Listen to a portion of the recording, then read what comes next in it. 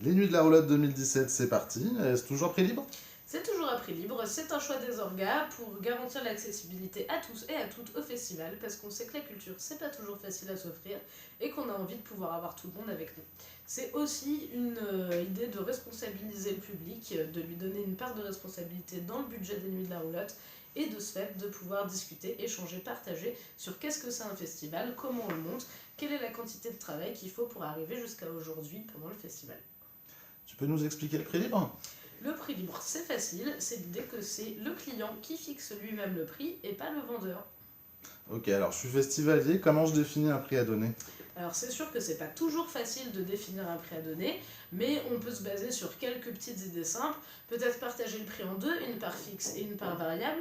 La part fixe, c'est la part qui doit être payée parce qu'il y a un travail qui est fourni, quelque chose, une prestation qui est réalisée, et que donc c'est normal qu'elle soit rémunérée.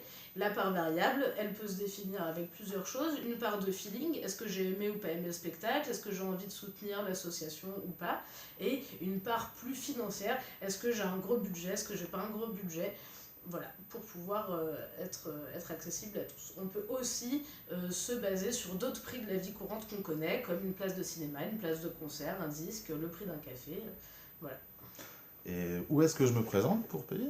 Alors pour payer, c'est facile. À chaque soirée, à chaque changement de plateau ou à chaque fin de concert, vous aurez des personnes qui vont se promener dans le carré curial avec des jolies boîtes roses dans lesquelles vous pourrez mettre votre participation pour la soirée. Vous avez aussi un totem au milieu du carré curial dans lequel vous pouvez mettre votre participation.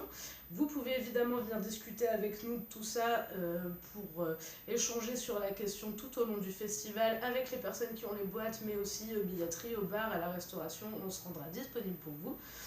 Voilà, et petit point en passant, vous pouvez toujours payer en NF, qui est la monnaie locale de Chambéry, dans les totems prix libre ou les boîtes à prix libre. Le budget des Nuits de la Roulotte? Alors le budget des Nuits de la Roulotte, on est autour des 66 000 € de dépenses.